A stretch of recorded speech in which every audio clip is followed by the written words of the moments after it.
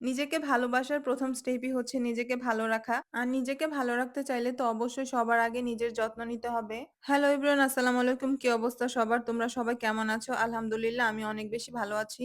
আশা করছি তোমরা সবাই অনেক বেশি ভালো আছো। তোমাদের সবাইকে আমি আমার আরেকটি নতুন ভিডিওতে ওয়েলকাম করছি। এই নতুন বছরে আমার একমাত্র রেজোলিউশন ছিল যে আমি এই বছরটায় নিজেকে খুব ভালোবাসবো আর ভালো রাখবো। আর নিজেকে ভালো রাখতে চাইলে, ভালো থাকতে চাইলে অবশ্যই ১ম স্টেপ হচ্ছে হেলদি খাবার খাওয়া। আর এই হেলদি খাবার খাওয়ার জন্য কিন্তু তেমন বেশি একটা কষ্ট করার প্রয়োজন নেই। চাইলে বাসায় থাকা সবজি দিয়েই বানানো যাবে এই হেলদি স্টাইলে ভেজিটেবল সালাদ। আমি এই ভেজিটেবল সালাদটা বানানোর জন্য এখানে ৪ ধরনের ভেজিটেবলস নিয়েছি। তোমরা চাইলে আরো বেশি নিতে পারো। যে যেটা খেতে পছন্দ করো সেটা দিয়েই বানাতে পারো। আমার হচ্ছে ব্রোকলি অনেক বেশি পছন্দ, এজন্য আমি এখানে ১ম এই ব্রোকলি নিয়ে নিয়েছি। তারপর নিয়েছি হচ্ছে ফুলকপি। আমি তো প্রায় প্রতিদিনই ফুলকপি খাই। ফুলকপিটা আমার খুব ভালো লাগে। ব্রোকলি আর ফুলকপিটা আমি সেম ভাবেই কেটে নিয়েছি। একটু ছোট, ছোট করে কেটে নিয়েছি। ব্রোকলিটা হচ্ছে আগে ধুয়ে সেদ্ধ করে নেব। তো এখানে পানিটা আমি বসিয়ে দিয়েছিলাম একটু আগেই। পানিটা গরম হয়ে যাওয়ার পর ব্যাস একটুখানি লবণ দিয়ে দিয়েছিলাম। সবগুলো সবজি আমি লবণ দিয়ে সেদ্ধ করব। এই যে ব্রোকলিটা সিদ্ধ হয়ে গেছে, সিদ্ধ হতে কিন্তু বেশি একটা সময় লাগেনি। আমি সবজি বেশি পরিমাণে সিদ্ধ করিনি, হালকা সিদ্ধ করেছি। আর ব্রোকলি সিদ্ধ করার পর কিন্তু কালারটা আরো বেশি সুন্দর সবুজ হয়ে যায়। ব্রোকলিগুলো আমি যেই পানি দিয়ে সিদ্ধ করেছিলাম ঠিক সেই পানিতেই আমি ফুলকপিগুলো সেদ্ধ করে নেব। ইভেন আমি সবগুলো সবজি সেম পানিতে সেদ্ধ করে নেব, ওই পানিটা আর ফেলবো না।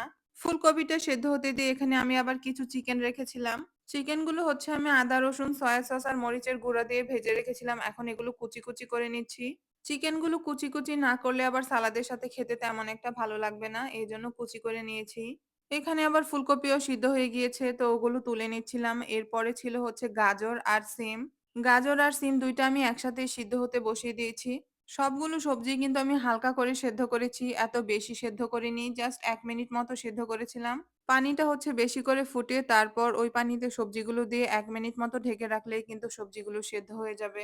আর এই সবজিগুলো আমি চাইলে এইভাবে খালি, খালিও খেয়ে ফেলতে পারবো। আমার কোনো প্রবলেম নেই। কারণ আমি সেদ্ধ সবজি খেতে খুব বেশি পছন্দ করি। কিন্তু তারপরও আমি হচ্ছে সালাদটাকে একটু টেস্টি বানানোর জন্য এটাকে হালকা একটু তেলে ভেজে নেব। জাস্ট ১ মিনিট মতো তেলের মধ্যে একটু উল্টে-পাল্টে নিলেই কিন্তু রেডি হয়ে যাবে। উপর দিয়ে আমি আবার সামান্য পরিমাণে একটু গোলমরিচের গুঁড়াও দিয়েছিলাম। সাথে আবার বিট লবণও একটু দিয়েছি। যেহেতু আমি সাদা লবণটা দিয়ে আগেই সিদ্ধ করে নিয়েছিলাম, এজন্য এখানে আর সাদা লবণটা দেইনি। তো এই তো আমার সালাদ রেডি। দেখো এটা কি পরিমাণে কালারফুল আর সুন্দর লাগছে দেখতে। এখন হচ্ছে এটাতে শুধু আমি চিকেন মিশিয়ে নেব, তাহলেই হয়ে যাবে। আর এই সালাদটা কিন্তু খুবই টেস্টি আর হেলদিও। যারা সেদ্ধ শাকসবজি খেতে পারো না বা স্মেলটা নিতে পারো না, তারা কিন্তু এভাবে একবার ট্রাই করে দেখতে পারো। আর তোমরা যারা ডায়েট করো তাদের জন্যও কিন্তু এটা খুবই হেল্পফুল হবে। আমি যখন ডায়েটে থাকি তখন কিন্তু মাস্ট এটা খাই। আর এই সালাদটা আমাকে খুব সহজেই ওজন কমাতে সাহায্য করে। এটা আমার জন্য একদম ম্যাজিকের মতো কাজ করে বলা যায়। তো সালাদ তো রেডি, এখন হচ্ছে খাওয়ার পালা। কিন্তু খাওয়ার আগে আমার আরেকটা জিনিস মনে পড়লো। সাথে হচ্ছে একটা ডিম পোচ হলে এটার টেস্টটা আরো অনেক গুণ বেড়ে যাবে। তো এইজন্য আমি আবার একটা ডিম পোচও করে নিলাম। গরম, গরম সালাদ আর ডিম পোচ নিয়ে আমি খাওয়ার জন্য বসে পড়লাম। এই সালাদটা তো আমার খুব ফেভারিট আর এটা আমি তোমাদের সাথে শেয়ার করে দিলাম। চাইলে তোমরাও এটা ট্রাই করে দেখতে পারো। আশা করছি তোমাদের কাছেও এটা অনেক ভালো লাগবে।